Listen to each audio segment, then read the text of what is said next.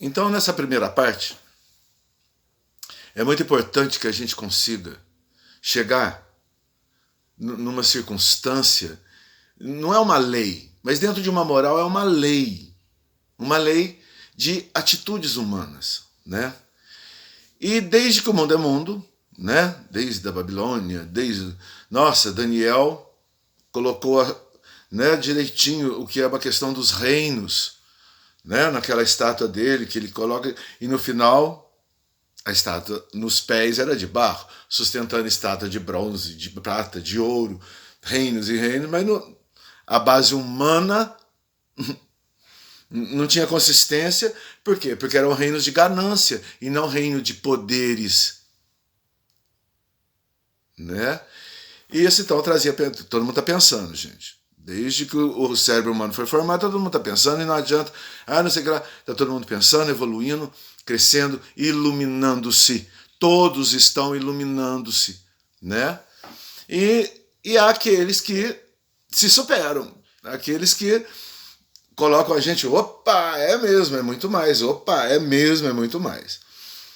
Então são esses seres, né, que chegam iluminando as formas de viver entre os humanos, né? Seres iluminados que não precisa matar para viver, não precisa matar o próximo, em hipótese nenhuma. Pode-se viver tranquilamente em sociedade. E como as sociedades foram evoluindo, Babilônia, e Ciro, e depois isso aqui, parará, chegamos então na Grécia, né? E o interessante é que é uma das, eu acho que é a sexta de Daniel, do que o Daniel prevê, né? Dos reinos que ele prevê. Aí chegamos na Grécia, no reino da Grécia, né? Uma Grécia que dominou o mundo. E os pensadores pulsando, né? Tornou-se então o grande centro mundial do pensamento, né? A Grécia então chega nessa época que já tinha Aristóteles e tal, então chega nessa época de Sócrates e nessa época de Platão, onde a professora explicita muito bem o encontro deles, o porquê deles, é só olhar lá no vídeo que vocês vão ver. Eu quero chegar no ponto em que esses seres, eles precisam ser acreditados, né? E como acreditar nesses seres? Nessas filosofias, acreditar nas palavras que dão a imagem de ações, se não está no meu contexto, né? Então, numa época ali, onde chega ao ponto de que Sócrates, ao vivo e a cores, no meio da praça, inteiramente gratuito para vocês, conhecimento. Pá. Mas ele não pode falar isso, ele não pode falar aquilo, não pode falar não sei o que lá. Eu falo o que eu quiser. Eu não sou pago. Eu não sou sofistas, que eram os caras bem preparados de linguagem, de línguas na época, e bem estudados, coisa e tal, mas que eram financiados pelos estados, né? Ou por seja o que for, ele era influenciado e ele era pago para falar bonito aquilo que quem pagou queria. Isso estava na Babilônia, isso é do poder, né? E é uma coisa que tem que ser sempre combatido. Sócrates, então, escancara geral. Não chega perto de mim. Eu falo o que eu quiser.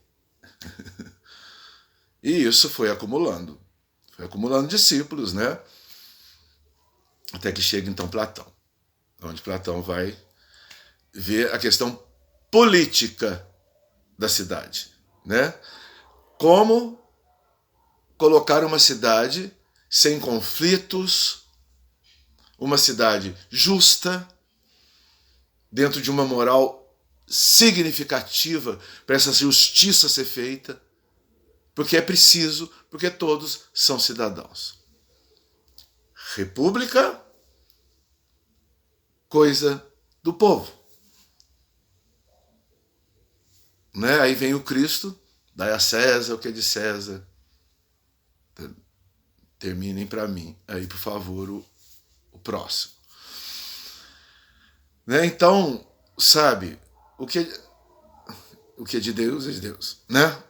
Então, dar a Deus o que é de Deus e dar ao povo que é. Então, Sócrates também está dentro de uma linha, é onde eu quero chamar a atenção de vocês, onde é muito interessante para essa visão de quem foi Platão, quem foi Sócrates e quem foram vários pensadores do mundo, é dar essa visão nítida para vocês verem. Quando se encontra nos vasos egípcios de estudiosos hebreus do Velho Testamento. Lá dentro tinha só um outro livro dentro desses vasos, a República de Platão, no capítulo 7, o mito da caverna. Então, já se estudava Platão, o mundo religioso. Por quê? Porque a moral de Platão coincide, essa moral humana, pode dizer, seca da política, né? Essa moral da política dificílima de ser conseguida, né? Quedas de impérios e nações é pela falta da moral, né? Porque a justiça não funcionou. Quando a moral não funciona, a justiça então erra e cai-se, né? Então, mas Platão vê que a república, a coisa do povo, tem justiça sim. Só que precisa ser feita pelos bons, pelos que viram a luz, pelos que iluminaram o que é sociedade, né? Isso é a segunda aula. Não podemos sair do foco. Isso é a segunda aula.